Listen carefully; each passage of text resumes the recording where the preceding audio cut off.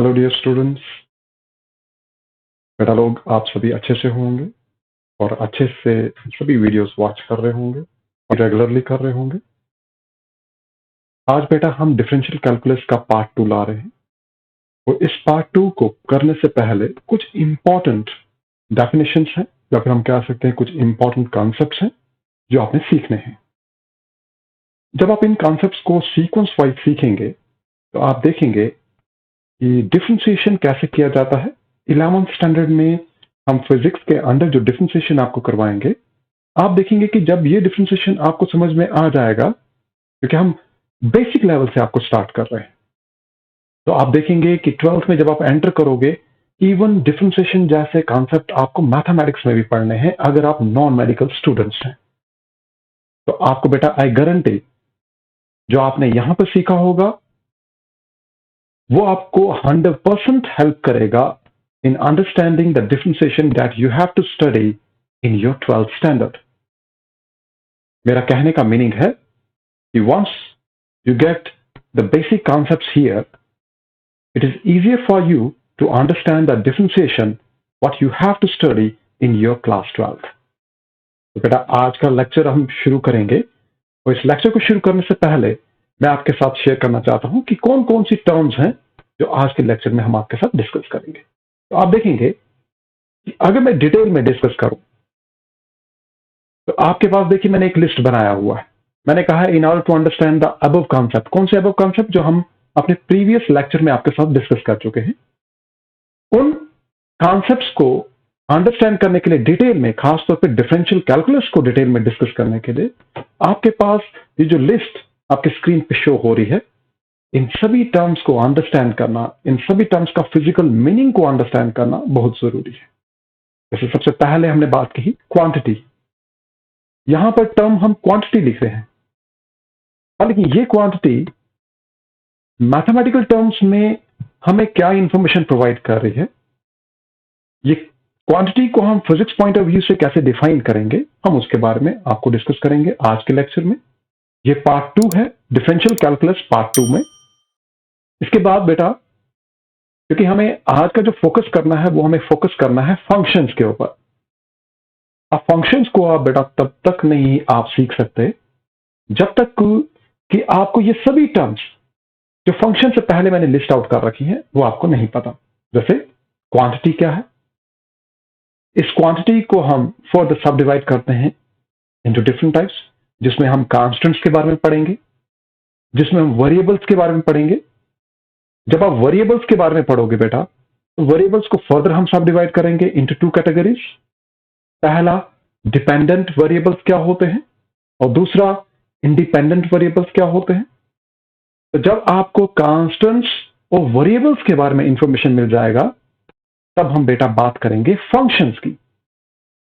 फिर फंक्शंस क्या होते हैं हम उनको डिस्कस करेंगे। फिर हम फंक्शंस के ऊपर लिमिट की बात करेंगे, means limit of a function होता क्या है।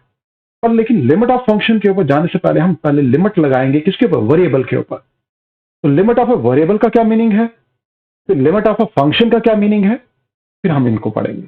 तो आज का जो टॉपिक है, जो डिफरेंशियल कैलकुलस पार्ट 2, जो आज का वीडियो हम आपके साथ शेयर कर रहे हैं, इस वीडियो में बेटा आप देखेंगे कि हम quantity, constants, variables, function, limit of a function, इन सब के बारे में, या लिमिट ऑफ अ वेरिएबल, सब टर्मिनोलॉजी को आज के इस लेक्चर में कवर करेंगे।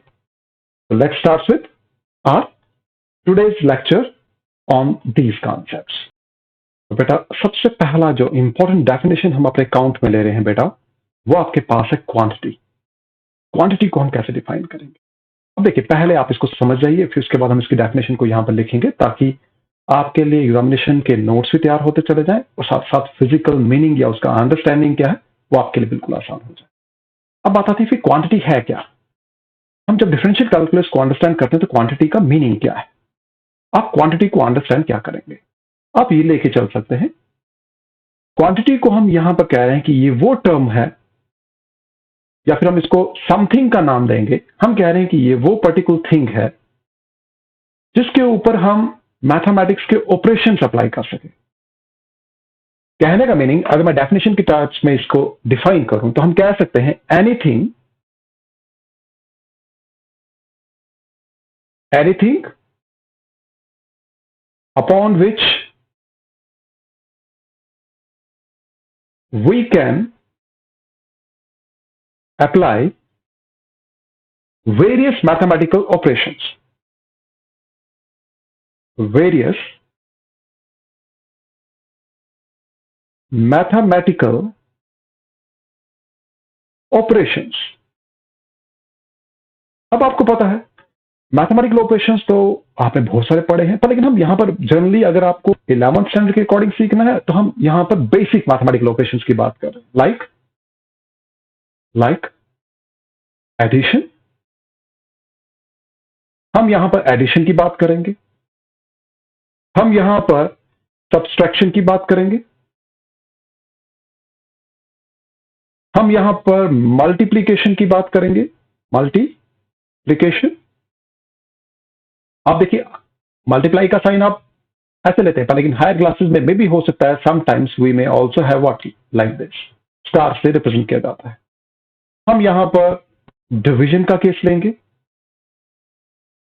Means divide. तो ये आपके पास जो टर्म्स मैं यहां पर लिख रहा हूं बेटा, ये सबसे बेसिक मैथमेटिकल ऑपरेशंस है। तो हमने कहा एनीथिंग, कोई भी ऐसी चीज जिसके बारे में आप सोच सकते हैं जिसके ऊपर हम इस तरह के मैथमेटिकल ऑपरेशंस अप्लाई कर सकते हैं।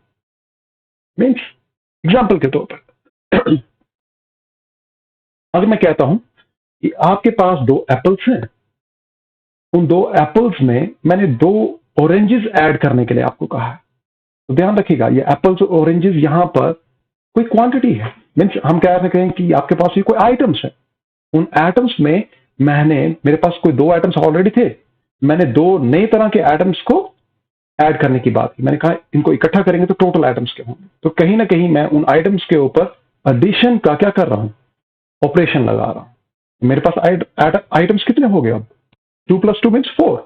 माना कि वो डिफरेंट है, लेकिन हमने उनको क्या किया, ऐड किया, हमने मैथमेटिकल ऑपरेशन लगा। इसके अलावा सेलेक्ट कीजिए कि मेरे पास ऑलरेडी 6 बनानास हैं, अब उन 6 बनाना में से 4 बनानास आपने अपने ब्रदर को दे दिए। अब मुझे बताइए मेरे पास ऑलरेडी लेट करते हैं कि 10 बनाना थे, मैं एग्जांपल ले रहा हूं, 10 बनाना थे, 10 में से आपने 4 बनाना या 6 बनाना अपने ब्रदर को दे दिए। तो 10 बनाना में से 6 को अगर आप ब्रदर को दे रहे हो तो आप एक तरह का सब्ट्रैक्शन का मैथमेटिकल ऑपरेशन आप अप्लाई कर रहे हैं। तो इसलिए हम कह रहे हैं कोई भी ऐसी क्वांटिटी जिसके ऊपर आप क्या कर रहे हैं, जिसके ऊपर आप कोई भी बेसिक मैथमेटिकल ऑपरेशन अप्लाई कर रहे हैं, तो वो क्वांटिटी या वो एनीथिंग जिसको हमने नाम दिया है, उस एनीथिंग को हम यहां पर क्या टर्मिनोलॉजी नाम देंगे, हम उसको यहां पर क्वांटिटी नाम देंगे। आई होप कि आपको ये कॉन्सेप्ट जो है समझ में आ गया होगा। जैसे एग्जाम्पल के तौर पर अगर मैं इसमें बात करता हूं कुछ एग्जाम्पल्स की, इन एग्जाम्पल्स में सबसे पहले बात करते हैं इंटीजर्स। इनकी बात करते हैं इंटीजर्स। अब आपने पता है इंटीजर्स के बारे में ऑलरेडी आपने पढ़ा बेटा, ऑल नेगेटिव वैल्यूज, जितनी भी नेचर में नेगेटिव वैल्यूज हैं, 0 एंड ऑल पॉजिटिव वैल्यूज, हम इन सबको क्या कहते हैं, इंटीजर। मीन्स एग्जाम्पल के तौर पे आप नेगेटिव साइड से आ रहे हैं, जैसे -4, -3, -2, -1, 0, 1, 2, 3, 4 एंड सो ऑन। आप नेगेटिव साइड से आते हुए 0 को अप्रोच कर रहे हैं, 0 से होते हुए आप पॉजिटिव नंबर की तरफ जा रहे हैं, तो all actually includes what, integers. तो मुझे बताइए क्या मैं इन इंटीजर्स के ऊपर ये मैथमेटिकल ऑपरेशंस अप्लाई कर सकता हूं? यस। इसका मीनिंग है ये इंटीजर्स अब हमारे लिए क्या कहलाएंगे, क्वांटिटीज। क्योंकि मैं इन इंटीजर्स के ऊपर मैथमेटिक्स पॉइंट ऑफ व्यू से अगर मैं बात करूं, मैं इन इंटीजर्स के ऊपर क्या कर सकता हूं, कोई भी मैथमेटिकल ऑपरेशन लगा सकता हूं। चाहे मैं इसको मल्टीप्लाई करने की बात करूं, चाहे मैं इसको सब्ट्रैक्ट की बात करूं, चाहे मैं इसको डिवाइड करने की बात करूं, तो you can apply any kind of the mathematical operation on these integers. इसके अलावा बेटा आपके पास मैं एग्जांपल अगर लेता हूं फ्रैक्शंस की,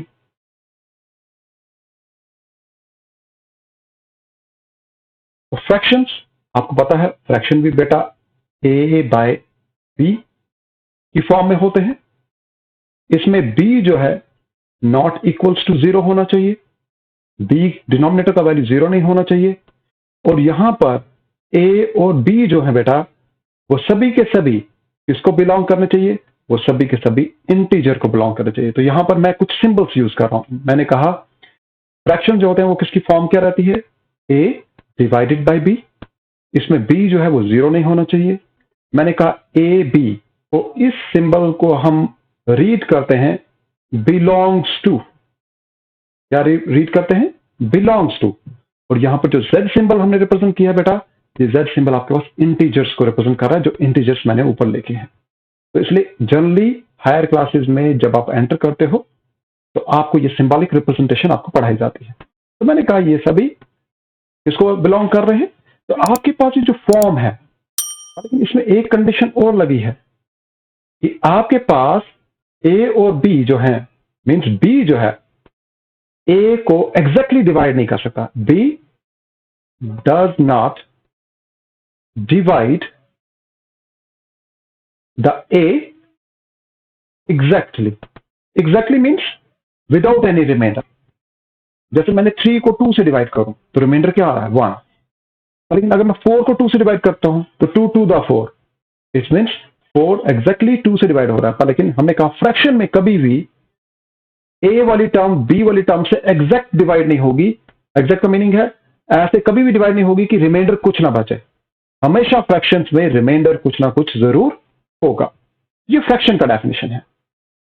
तो हम कह रहे हैं कि क्या हम इन सभी फ्रैक्शंस के ऊपर भी ये मैथमेटिकल ऑपरेशंस लगा सकते हैं? यस, हम ये सभी बेसिक मैथमेटिकल ऑपरेशन जो मैंने आपके साथ डिस्कस किए हैं, आप इन सभी मैथमेटिकल ऑपरेशंस को इन फ्रैक्शंस के ऊपर भी लगा सकते हैं। अब इसके अलावा हमारे पास बहुत सारे एग्जांपल्स हैं। मैं एक एक करके आगे डिस्कस करूं, क्योंकि मैंने फ्रैक्शंस का डेफिनेशन दिया तो मैं यहां पर एक और डेफिनेशन आपके साथ शेयर करना चाहता हूं, और वो है आपके पास रैशनल नंबर्स का।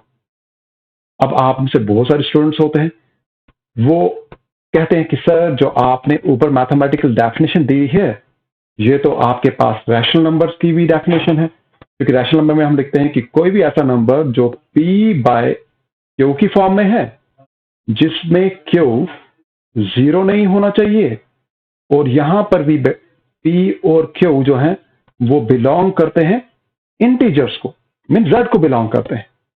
और बेटा माना कि ये डेफिनेशन ऊपर वाली डेफिनेशन से बिल्कुल मैच करिए।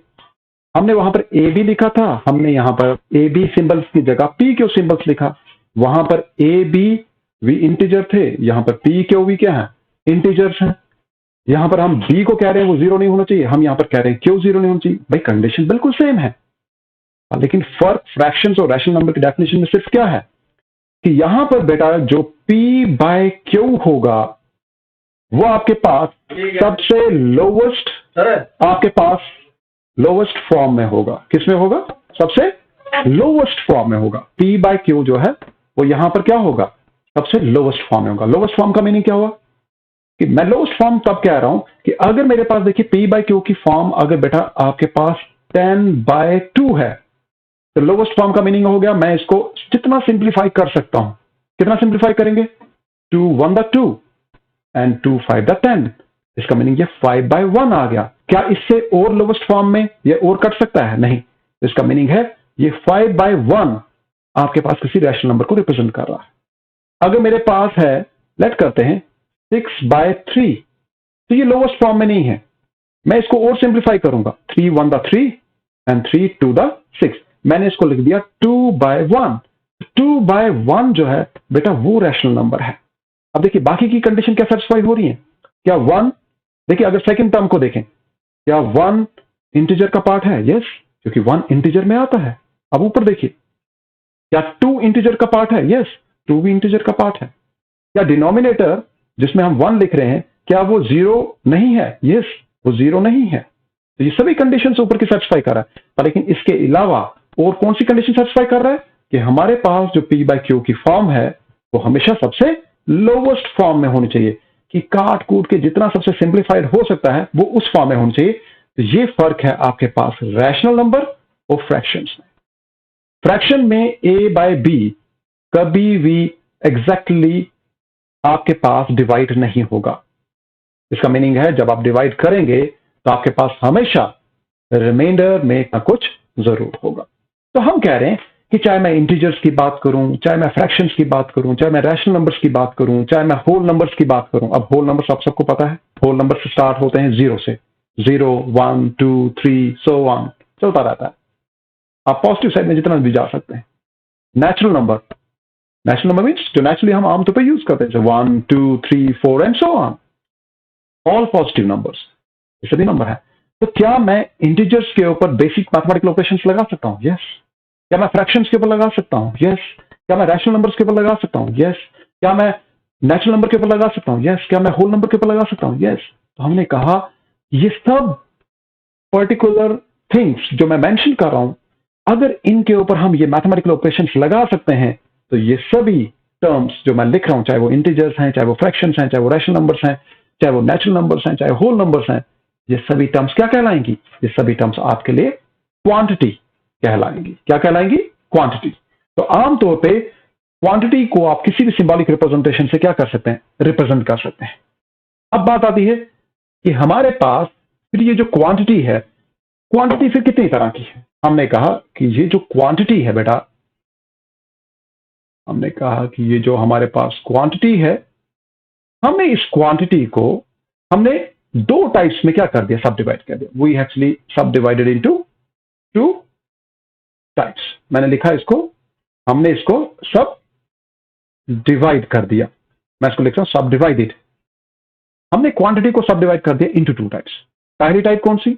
हमने कहा कि भाई क्वांटिटी को हम फिर अब ऑन द बेसिस ऑफ, हम कांस्टेंट भी डिस्कस कर सकते हैं, हम क्वांटिटी को on the basis of variables भी डिस्कस कर सकते हैं। अब बात आती है कि फिर आपके दिमाग में कांस्टेंट्स और वेरिएबल्स का फिर कॉन्सेप्ट क्या है?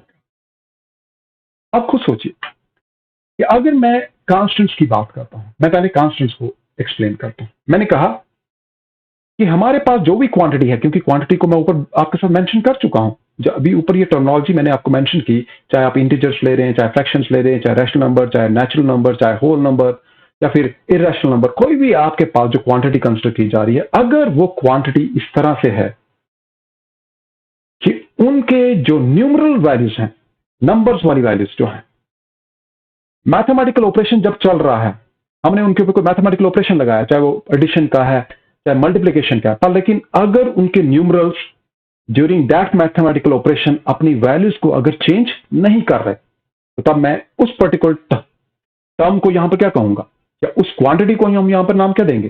कांस्टेंट्स।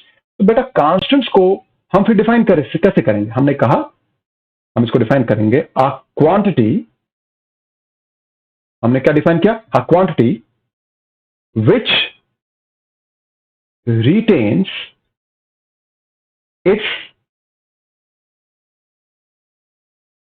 numerical या न्यूमरल वैल्यू भी कह सकते हैं, इसको न्यूमेरिकल कहिए या numeral value in any mathematical operation, in any mathematical operation. अब बेटा हमने जब यहां पर कहा एनी मैथमेटिकल ऑपरेशन, भाई ये मैथमेटिकल ऑपरेशन बेटा प्लस का भी हो सकता है, मीन्स एडिशन का हो सकता है, मल्टीप्लिकेशन का हो सकता है, सब्ट्रैक्शन हो सकता है, डिवीजन हो सकता है, आप कोई भी मैथमेटिकल ऑपरेशन लीजिए। आगे चल के डिफरेंशिएशन का मैथमेटिकल ऑपरेशन भी पढ़ेंगे, अभी आपको उसी तरफ हम ले जा रहे हैं। हम कह रहे हैं कोई मैथमेटिकल ऑपरेशन आप लीजिए, आप इंटीग्रेशन वाला मैथमेटिकल ऑपरेशन लगाइए, या फिर इसके अलावा कोई भी मैथमेटिकल ऑपरेशन जो आप सोच रहे हैं अभी तक जो आपके पास अवेलेबल है।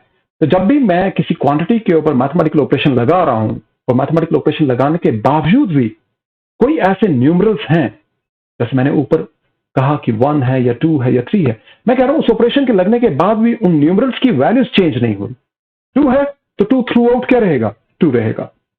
3 है तो 3 थ्रू आउट क्या रहेगा? 3 रहेगा। तब मैं कह सकता हूं कि वो जो टर्म्स यूज हो रही हैं, जो आपके पास क्वांटिटीज हैं, उन क्वांटिटीज को हम क्या नाम देंगे? कांस्टेंट्स। मैं एक एग्जाम्पल से आपको समझाता हूं। लेट कीजिए बेटा, मैं एग्जाम्पल से इसलिए समझा रहा हूं ताकि आप इसको अंडरस्टैंड कर सकें। लेट कीजिए मेरे पास y जो है एक वेरिएबल है, वेरिएबल हो गया जिसकी वैल्यू चेंज हो सकती है। मैंने कहा इसकी जो वैल्यू है वो आपके पास x + 2, और मैं लेट करता हूं कि हमें क्वेश्चन में दे रखा है कि x की वैल्यू आप 0 भी डाल सकते हैं, x की वैल्यू आप 1 भी डाल सकते हैं, x की वैल्यू 2 भी डाल सकते हैं हमारे इस अबव प्रॉब्लम में। उन्होंने कहा कि अगर x की वैल्यू 0 है, x की वैल्यू 1 है या x की वैल्यू 2 है, तो बताइए y की वैल्यूज क्या क्या होंगी। तो बेटा देखिए, अगर मैं यहां पर x की वैल्यू को 0 सब्स्टिट्यूट करूं तो मेरे पास y की वैल्यू क्या हो जाएगी। आप x जहां पर भी है इस अबव इक्वेशन में, जिसको मैं इक्वेशन स्टार लिख रहा हूं, आप इस स्टार इक्वेशन में x की वैल्यू को 0 सब्स्टिट्यूट कीजिए। मुझे बताइए जहां पर x था मैं वहां पर क्या लिखूंगा, 0। मैंने इसको ब्रैकेट में ले लिया। बाद में क्या था साइन, प्लस का, उसके बाद क्या है 2, तो 2 रिमेन्स एज सच। तो मुझे बताइए y की वैल्यू कितनी होगी, 0 + 2 मीन्स 2। आपने देखा कि x की वैल्यू जब हम 0 सब्स्टिट्यूट कर रहे हैं तो y कितनी आ रही है, 2।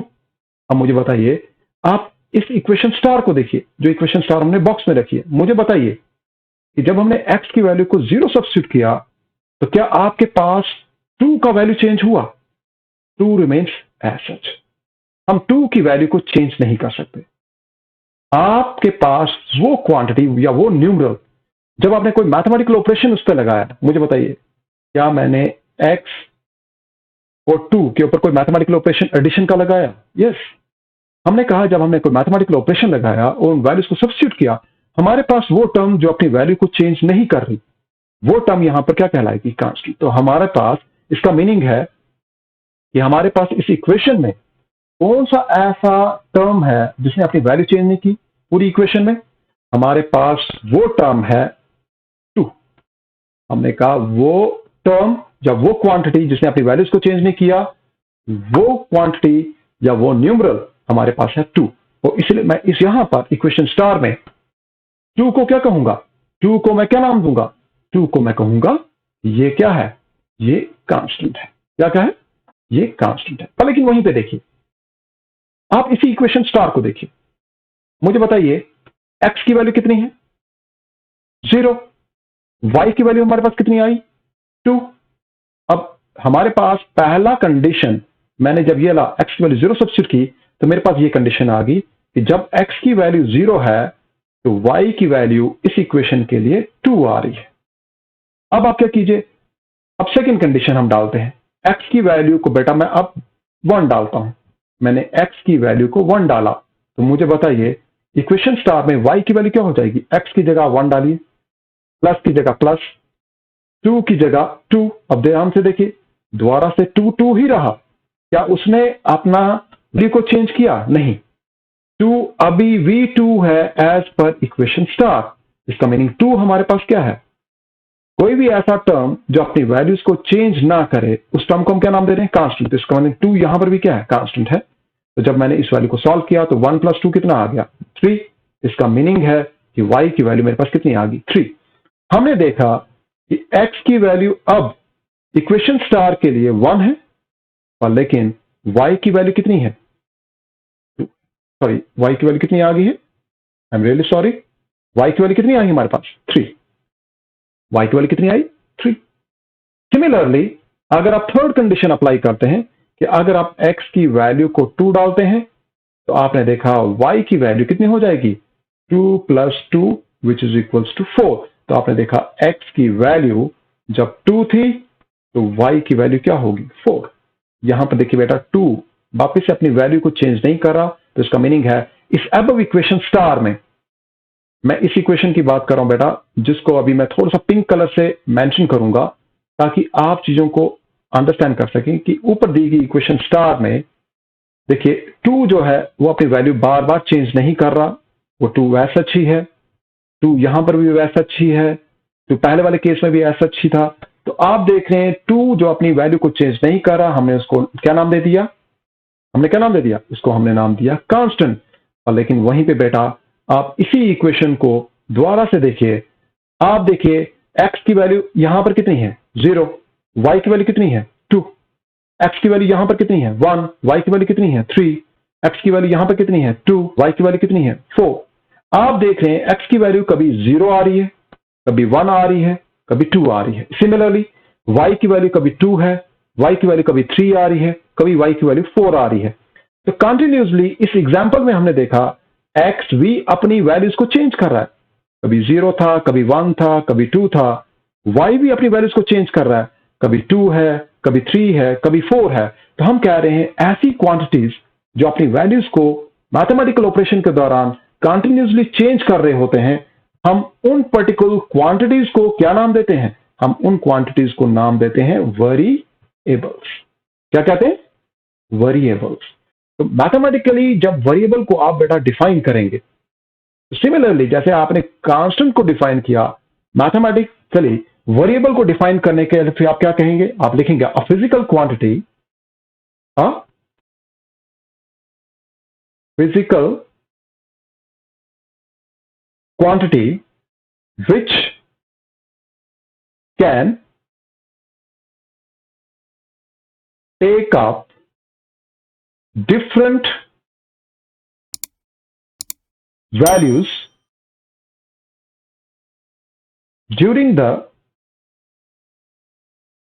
mathematical operation, during the mathematical operation is known as, या फिर इसकी जगह आप आर known as variables। इस लगाओगे तो वेरिएबल लिखना, तो आर लगाओगे तो वेरिएबल्स लिख देना, ठीक है। और आपने यहां पर एक चीज और याद रखनी है कि वेरिएबल्स बेटा हमेशा किसी अल्फाबेट के साथ ही रिप्रेजेंट होंगे।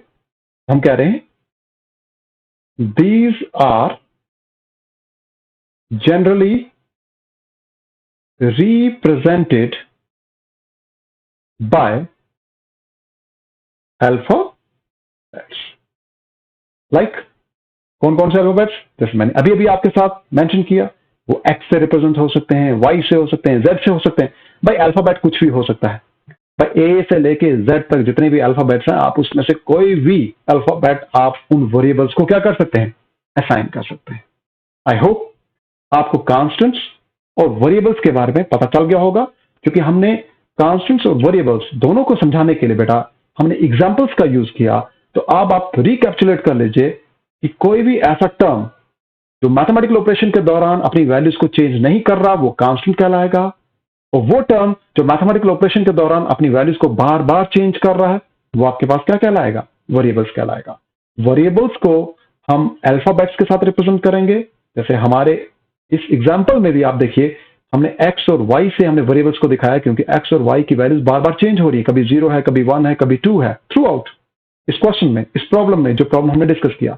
उसी तरह से y की वैल्यू भी कंटिन्यूसली चेंज हो रही है, कभी 2 है, कभी 3 है, कभी 4 है।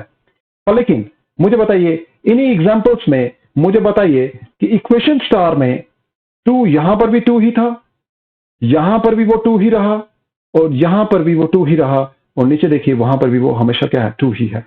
तो आपके पास देखिए मैथमेटिकल ऑपरेशन के दौरान आपके पास वो टर्म जो अपनी वैल्यू चेंज नहीं कर रही, हमने उसको कांस्टेंट कहा। तो हमारे पास इस इक्वेशन में फिर कांस्टेंट कौन है?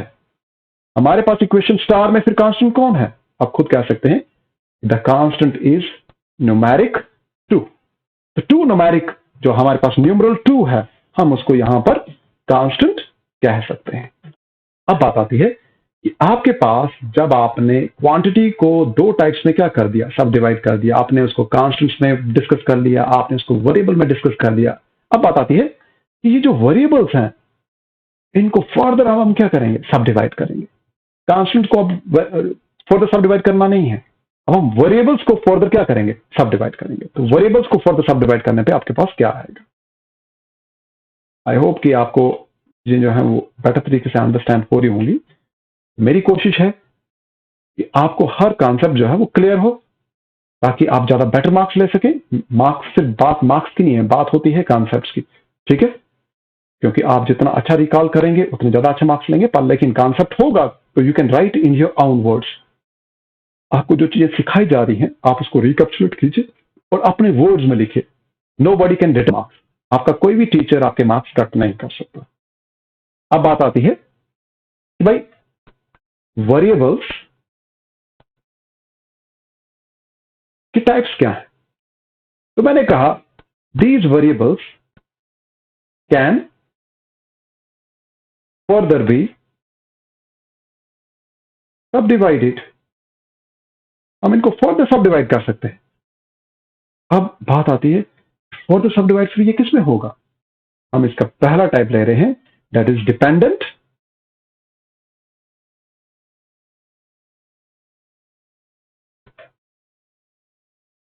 ये टी है, लास्ट में आप टी लिखिए, डिपेंडेंट वेरिएबल। और दूसरा जो आपके पास रहेगा बेटा, वो आपके पास रहेगा इंडिपेंडेंट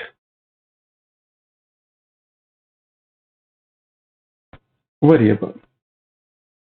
तो पहला है डिपेंडेंट और दूसरा है आपके पास इंडिपेंडेंट। मैं इसको थोड़ा सा क्लियर भी कर देता हूं ताकि ये ना हो कि आपको यहां पर स्पेलिंग गलती हो जाए। तो please do correct, dependent, dependent variable and independent variable. अब देखिए नाम से ही आपको पता चल रहा है भाई वेरिएबल्स क्या है, हमने आपको बता दिया कि मैथमेटिकल ऑपरेशन के दौरान जो अपनी वैल्यूज को बार बार क्या कर रहे हैं, चेंज कर रहे हैं। लेकिन बात आती है कि ये वैल्यूज को चेंज करने वाले जो आपके पास टर्म्स, जो क्वांटिटीज हमने डिस्कस की, ये कब डिपेंडेंट होंगी और कब इंडिपेंडेंट होंगी। अब इसको समझने के लिए बेटा हम क्या करेंगे, एक सिंपल सा एग्जांपल लेंगे, उस एग्जांपल से आप इसको अंडरस्टैंड कीजिएगा, ठीक है। अब वो एग्जांपल है क्या, हम उसी को यहां पर डिस्कस करेंगे। अब बेटा बात आती है कि फिर डिपेंडेंट कौन है। अब लेट कीजिए मेरे पास, मैं एग्जांपल दे रहा हूं, एग्जांपल देने का मीनिंग है इन दोनों को अंडरस्टैंड करना। मैं लेट कर रहा हूं, मेरे पास कोई दो वेरिएबल्स हैं, हम एग्जांपल लेते हैं, हमारे पास लेट करते हैं, हमारे पास कोई दो वेरिएबल्स हैं। अब आपको पता है वेरिएबल्स हैं, तो वेरिएबल्स को हम किन्हीं अल्फाबेट्स के द्वारा रिप्रेजेंट कर सकते हैं। तो मैं कहता हूं एक अल्फाबेट है एक्स, एक है वाई। ये एक्स और वाई बेटा किन्हीं वेरिएबल्स को दिखा रहे हैं। ये वो वेरिएबल्स हैं जिनकी वैल्यूज कंटिन्यूसली मैथमेटिकल ऑपरेशन के दौरान क्या हो सकती है, चेंज हो सकती है। पर हमने कहा ये दोनों वेरिएबल्स इस तरह से एक दूसरे के साथ रिलेट कर रहे हैं कि मैं कहता हूं y जो है वो x के साथ इस तरीके से रिलेटेड है कि मैं y को लिखता हूं कि x प्लस 4। मैं एग्जांपल से लेता हूं। अब देखिए मैंने चाहे यहां पर एक इक्वेशन लिख दी, y is equals to x upon 4। अब आपको तो पता है अभी अभी जो कॉन्सेप्ट्स आपको करवाए हैं उन कॉन्सेप्ट्स के अकॉर्डिंग आपको बेटा सामने इस इक्वेशन को देख के पता चल रहा है कि अगर मैं यहां से पूछूं कि वेरिएबल्स कौन कौन से हैं, आप कहोगे सर इसमें वेरिएबल x और y है, क्योंकि हम x और y को वेरिएबल से रिप्रेजेंट करते हैं, क्योंकि x और y अल्फाबेट्स हैं और इनकी वैल्यूज मैथमेटिकल ऑपरेशन के दौरान चेंज होती है। अब मैं कहता हूं इस इक्वेशन में फिर कांस्टेंट कौन है जो अपनी वैल्यू चेंज नहीं करेगा, तो आप कहेंगे सर इस क्वेश्चन में जो कांस्टेंट है वो हमारे पास न्यूमरल 4 है। मैंने 04 लिखा है, आप सिंपली 4 लिख सकते हैं। मैं इसको साथ में सिंपली 4 भी लिख रहा हूं, ठीक है। तो आपको पता है कांस्टेंट यहां पर 4 है, वेरिएबल्स x और y है।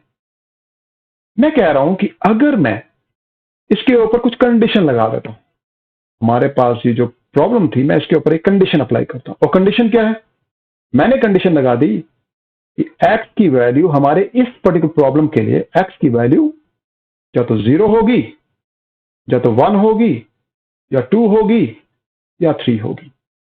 अब मैं अपने इस प्रॉब्लम में x को पहले ही ऑलरेडी इसको कुछ वैल्यूज असाइन कर दी है। मैंने कहा x की वैल्यू 0 भी हो सकती है, x की वैल्यू 1 भी हो सकती है, x की वैल्यू 2 भी हो सकती है, x की वैल्यू 3 भी हो सकती है। तो जब आप किसी वेरिएबल को, वो वेरिएबल तो अपनी वैल्यू चेंज कर रहा है, तो आप देखिए हमारे केस में जो हमने कंडीशन दी है उसमें x की वैल्यू को कभी मैं 0 मान रहा हूं, कभी 1 मान रहा हूं, कभी 2 मान रहा हूं, कभी 3 मान रहा हूं। मुझे बताइए क्या हमने जो इसको वैल्यूज असाइन की हैं वो बार बार चेंज हो रही हैं? यस। इसका मीनिंग अगर x की वैल्यू बार बार चेंज हो रही है, कभी 0 थी, कभी 1 है, कभी 2 है, कभी 3 है, कभी 4 है, एंड सो ऑन, इसका मीनिंग इसकी वैल्यू तो चेंज हो रही है। इसका मीनिंग ये तो वेरिएबल तो है, ये तो क्लियर है। लेकिन ये वैल्यूज हमने इनको खुद असाइन की है, मीन्स न्यूमेरिकल के समय मैंने ये वैल्यूज शुरू में ही इसको असाइन कर दी है। तो जब आपके पास कंडीशन ऑलरेडी अप्लाइड हो, मीन्स ऑलरेडी अप्लाइड कंडीशन हो, तब हम उस वेरिएबल को, उस चेंजिंग वेरिएबल वाले को हम यहां पर नाम देते हैं इंडिपेंडेंट वेरिएबल। क्या नाम देते हैं? Independent variable. Means independent variable कौन? वेरिएबल तो हुआ जिसकी वैल्यू चेंज हो रही है, नो डाउट इसकी वैल्यू चेंज हो रही है। लेकिन इंडिपेंडेंट क्यों कहा? क्योंकि इसको ये जो वैल्यूज हमने असाइन की हैं अलग अलग, ये ऑलरेडी क्वेश्चन में हमने इसको असाइन कर दी। तो ऑलरेडी अगर कंडीशन किसी वेरिएबल को असाइंड है तो वो वेरिएबल आपके पास इंडिपेंडेंट वेरिएबल कहलाएगा। और लेकिन अब देखिए, अगर मैं ये कंडीशन अब ऊपर वाले केस में अप्लाई करता हूं, कौन से केस में? इस इक्वेशन स्टार वाले केस में अप्लाई करता हूं, तो मुझे बताइए, अगर मैं x की value if x equals to 0 substitute करता हूं, पहली कंडीशन लगाता हूं 0 वाली, तो मुझे बताइए देयरफॉर y की वैल्यू क्या हो जाएगी? x की जगह 0 प्लस कांस्टेंट 4, तो 4 प्लस 0 कितना होगा बेटा? 4। तो यहां से पता चल गया कि जब x की वैल्यू 0 है तब y की वैल्यू 4 है। तो आपने देखा x को जो 0 असाइन हो रहा है वो क्वेश्चन के अकॉर्डिंग ऑलरेडी असाइन था, इसलिए ये एक इंडिपेंडेंट वेरिएबल है। पर लेकिन y की वैल्यू जो 4 आ रही है वो किसके कारण आ रही है? वो x की वैल्यू के कारण आ रही है। Means y depends upon the value of x। x की वैल्यू क्या होगी वो डिसाइड करेगी कि वेरिएबल y की वैल्यू क्या होगी। अब देखिए, x की वैल्यू जब 0 है तो वेरिएबल y x की वैल्यू के ऊपर डिपेंड कर रहा है, इसलिए उसकी वैल्यू कितनी आ रही है? 4 आ रही है। पर लेकिन वहीं पे देखिए, इफ x की वैल्यू 1 होती है according to question already assigned, तो मुझे बताइए y की वैल्यू कितनी हो जाएगी? 1 plus 4 which is equals to 5। तो आपने क्या देखा? आपने देखा कि जब x की वैल्यू 1 आ रही है तब आपके पास y की वैल्यू 5 आ रही है। सेकेंड कंडीशन देखिए, पहली कंडीशन ये थी कि जब x की वैल्यू 0 थी तब y की वैल्यू 4 आ रही थी, पर जब x की वैल्यू 1 आ गई तब y की वैल्यू क्या होगी? 5। इसका मीनिंग है x तो अपनी वैल्यू ऑलरेडी अप्लाइड कंडीशन के बेसिस पे फिल कर रहा है, पर लेकिन y की जो वैल्यू आ रही है बेटा, वो x की वैल्यू क्या थी वो उसके ऊपर डिसाइड करता है। x की वैल्यू जब 0 है तो y की वैल्यू 4 आ रही है। x की वैल्यू जब अपने आप को चेंज कर रही है तो y की वैल्यू भी x के अकॉर्डिंग अपने आप को क्या कर रही है? चेंज कर रही है।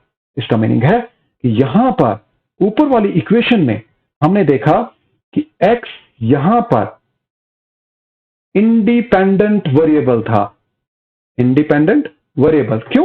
क्योंकि उसको जो वैल्यूज असाइन थी वो क्वेश्चन प्रॉब्लम के अकॉर्डिंग थी, लेकिन y की जो वैल्यूज हैं वो x की वैल्यूज के ऊपर क्या कर रही हैं? डिपेंड कर रही हैं। इसलिए हम कह रहे हैं कि y जो है, since it depends upon the values of x and therefore that variable y is known age dependent variable. तो आप देखिए, इंडिपेंडेंट वेरिएबल और डिपेंडेंट वेरिएबल। तो आपके पास इस इक्वेशन स्टार में इंडिपेंडेंट वेरिएबल कौन है? अगर मैं यहां से बात करूं तो यहां पर हमारे पास इंडिपेंडेंट वेरिएबल x है, और जबकि मैं डिपेंडेंट वेरिएबल की बात करूं, क्योंकि डिपेंडेंट वेरिएबल यहां पर y है, क्योंकि वो x की वैल्यूज के ऊपर डिपेंड करता है कि x की वैल्यू क्या होगी, तो आपके पास y की वैल्यू मिलेगी। इसलिए यहां पर दो तरह के वेरिएबल्स की बात हो रही है। हमने वेरिएबल्स को दो टाइप्स में सब डिवाइड किया है, एक तो डिपेंडेंट वेरिएबल और दूसरा है इंडिपेंडेंट वेरिएबल। आई होप कि आपको एग्जाम्पल से आपको समझ में आ गया होगा। इसको अगर लिखने की जरूरत है तो आप बेटा इसको ऐसे भी लिख सकते हैं कि अ वेरिएबल, अगर मैं इंडिपेंडेंट और डिपेंडेंट वेरिएबल्स की बात करता हूं तो मैं कहता हूं इंडिपेंडेंट वेरिएबल किसको कहूंगा?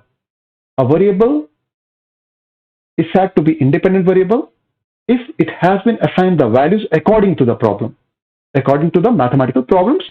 Means हम इसको अदर सेंस में ये भी कह सकते हैं कि if the variable has already been assigned the values according to the problem, then said variable is said to be independent variable। But if the variable for its value depends upon the values of the other variable, then we can say that the given variable is said to be dependent variable because it depends upon the values of the other variable। तो आप definition को book से भी ले सकते हैं, जो आप रिफ्रेशर बुक्स कंसिडर कर रहे हैं आप वहां से भी इसको कंसिडरेशन में ले सकते हैं। तो अब हम आपके साथ डिस्कस करेंगे नेक्स्ट फंक्शंस के बारे में, क्योंकि अब फंक्शंस को हमें समझाना क्या हो जाएगा? आसान हो जाएगा, नो डाउट। जब आप इंडिपेंडेंट और डिपेंडेंट वेरिएबल को पढ़ते हैं वहीं से एक तरह का फंक्शन का कॉन्सेप्ट डेवलप होना शुरू हो जाता है। अब बेटा देखिए, अब आपके पास बात आती है रिगार्डिंग फंक्शंस। ये फंक्शंस फिर क्या होते हैं? अब फंक्शंस को कैसे अंडरस्टैंड करेंगे? अब फंक्शन को अंडरस्टैंड करने के लिए फिर दोबारा सब स्क्रीन के ऊपर देखिए। अब देखिए फंक्शन को हम कैसे डिफाइन करें। अब मैं लेट कर रहा हूं कि मेरे पास कोई दो वेरिएबल्स हैं। एग्जांपल से हम स्टार्ट करते हैं। एक वेरिएबल है x, दूसरा वेरिएबल है y। हम सिंपल एग्जांपल से लेंगे। अब कांस्टेंट्स क्या होते हैं वो आपको पता है। कांस्टेंट जनरली न्यूमरल से रिप्रेजेंट होते हैं, नंबर्स के साथ। चाहे वो इंटीजर हैं, चाहे वो रैशनल हैं, चाहे इरैशनल हैं, चाहे आपके पास होल नंबर हैं, चाहे नेचुरल नंबर हैं, वो न्यूमरल से ही आपके पास हमेशा क्या होंगे, रिप्रेजेंट होंगे। लेकिन जो वेरिएबल्स होंगे वो हमेशा अल्फाबेट्स के साथ रिप्रेजेंट होंगे, x y z a b c and so on. तो हमने कहा कि अगर मैं लेट करता हूं कि मेरे पास कोई दो वेरिएबल्स हैं एक्स और वाई, और ये दोनों वेरिएबल्स एक दूसरे के साथ इस तरह से रिलेटेड हैं कि अगर मैं कहता हूं कि मेरे पास जो वेरिएबल वाई है, इट, मैं इसको लिख रहा हूं, स्टेटमेंट में लिख रहा हूं वेरिएबल, मैं इसको लिख देता हूं कि अगर मेरे पास कोई वेरिएबल वाई है, वेरिएबल वाई डिपेंड कर रहा है, depends upon the variable x. मैंने कहा वेरिएबल वाई जो है डिपेंड करता है वेरिएबल एक्स के ऊपर फॉर इट्स वैल्यूज। जैसे मैंने अभी भी आपको बताया था, डिपेंडेंट और इंडिपेंडेंट। इंडिपेंडेंट कौन होगा? जिसकी वैल्यू ऑलरेडी एज पर प्रॉब्लम आपको दे रखी, वो कोई भी arbitrary value according to the problem ले सकता है। और डिपेंडेंट वेरिएबल कौन होगा? जो अपनी वैल्यूज के ऊपर किसी दूसरे वेरिएबल की वैल्यूज के ऊपर डिपेंड करेगा। तो मैं यहां पर अगर मैं कह रहा हूं y depends upon the values of x for its values, तो यहां पर क्लियर है कि y जो है वो डिपेंडेंट वेरिएबल है और x क्या है? Independent variable. तो हम कह सकते हैं कि अगर इस तरह की कंडीशन है, तब मैं इसको मैथमेटिकली रिप्रेजेंट कुछ इस तरह से करते हैं। हम इसको रीड करते हैं, y is a function of x। ध्यान रखिएगा बेटा, मैंने इसको लिखा है y equals to f of x, लेकिन जब हम इसको रीड करेंगे, जब हम इसको एज पर मैथमेटिक्स जब हम इसको रीड करेंगे, तो इट रीड्स एज, हम इसको रीड कैसे करेंगे? y depends upon the value of x। Function of x का मीनिंग ध्यान रखिएगा, f ऑफ x का मीनिंग होता है फंक्शन ऑफ x। मैं इसको ओपन करके लिख देता हूं, function of x। Function of x का मीनिंग होता है it depends upon the values of x। तो हम यहां पे कह रहे हैं कि y जो है वो x की वैल्यूज के ऊपर डिपेंड कर रहा है। जनरली फंक्शन बेटा आपको सिंबॉलिकली फंक्शन को f को ब्रैकेट में आप x से रिप्रेजेंट करते हैं, पर लेकिन ये सिंबल यूज तभी होगा अगर एक वेरिएबल, जैसे मैंने यहां पर दिखाया है इस केस में, अगर एक वेरिएबल y की दूसरे वेरिएबल x की वैल्यूज के ऊपर डिपेंड कर रहा है। तो मुझे बताइए, अगर मेरे पास एक इक्वेशन ऐसी होती कि x जो है वो 2 प्लस y के बराबर है, तो मुझे बताइए इस वाली इक्वेशन में सिचुएशन डिफर कर रही है। इस वाली इक्वेशन में y जो है वो आपके पास इंडिपेंडेंट वेरिएबल है, वो कोई भी वैल्यू ऑलरेडी ले सकता है एज पर द प्रॉब्लम, जबकि x की वैल्यूज जो है वो डिपेंड करेंगी इसके ऊपर, डिपेंड्स अपॉन y। यहां पर x बेटा y के ऊपर डिपेंड कर रहा है। तो राइट हैंड साइड में जो वेरिएबल है वो इंडिपेंडेंट है, और जो एक्स हैंड साइड में मीन्स लेफ्ट हैंड साइड में जो आपके पास वेरिएबल है वो आपके पास इंडिपेंडेंट है। तो मैं इस पर्टिकुलर केस में, हमारे इस वाले केस में जिसको मैं स्टार से दिखा रहा हूं, इस वाले केस में आप लिख रहे हैं कि x is a function of y। तो हम कह रहे हैं कि variable x depends upon the value of y। तो फंक्शन का मीनिंग आपके दिमाग में अब क्लियर हो जाना चाहिए।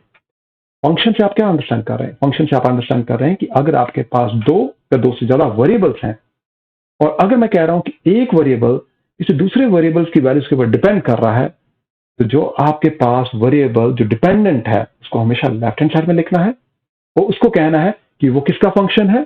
किसी इंडिपेंडेंट वेरिएबल का। अब हम मैथमेटिक्स में इन टर्मिनोलॉजीज को कैसे समझेंगे? अब मैथमेटिक्स में समझने के लिए मैं कुछ एग्जाम्पल से आपको समझाता हूं, कुछ सिंपल से एग्जाम्पल। मैं एक दो एग्जाम्पल्स लूंगा ताकि आप उनको अंडरस्टैंड कर सकें। जैसे मैं एक एग्जाम्पल ले रहा हूं कि एरिया ऑफ अ सर्कल। भाई एरिया ऑफ सर्कल आपने लोअर क्लासेस में नो डाउट पढ़ा होगा।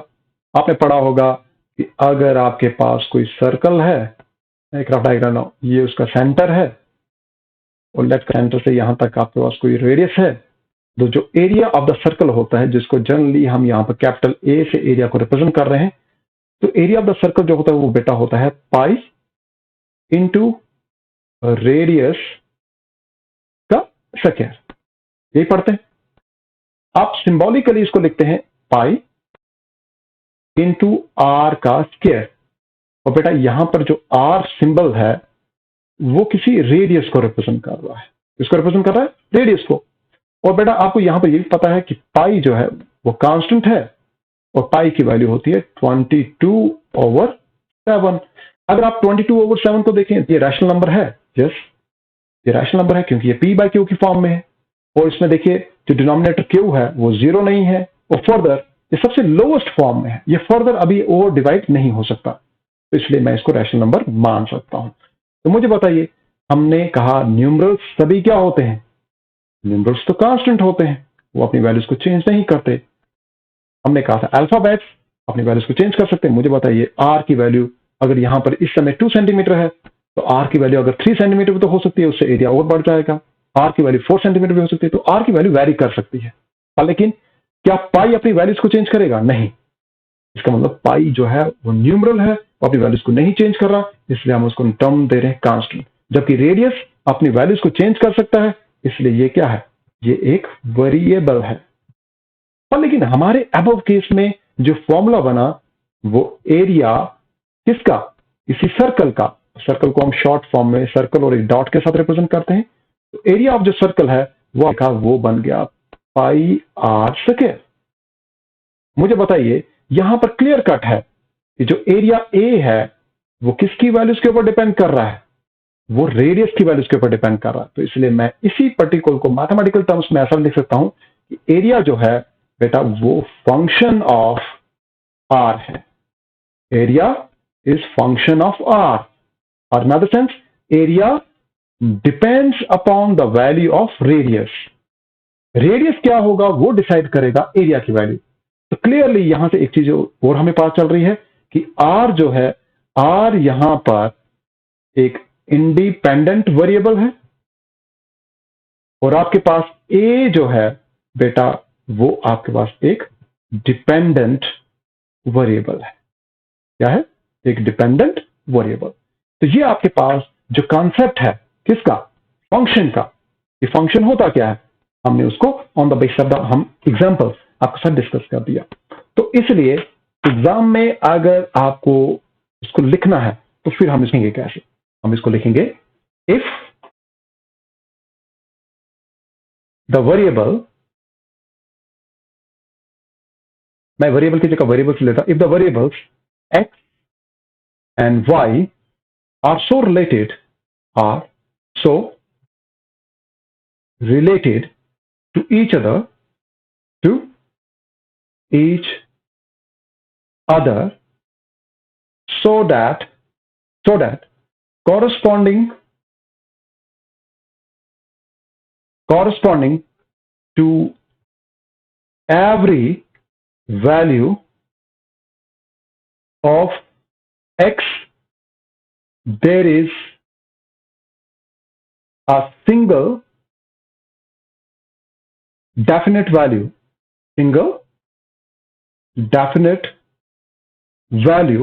of y। बेटा ध्यान रखना, हमने यहां पर कहा to every value of x, ये x यहां पर इंडिपेंडेंट वेरिएबल है, there is a single definite value of y, y यहां पर डिपेंडेंट वेरिएबल है, then y is said to be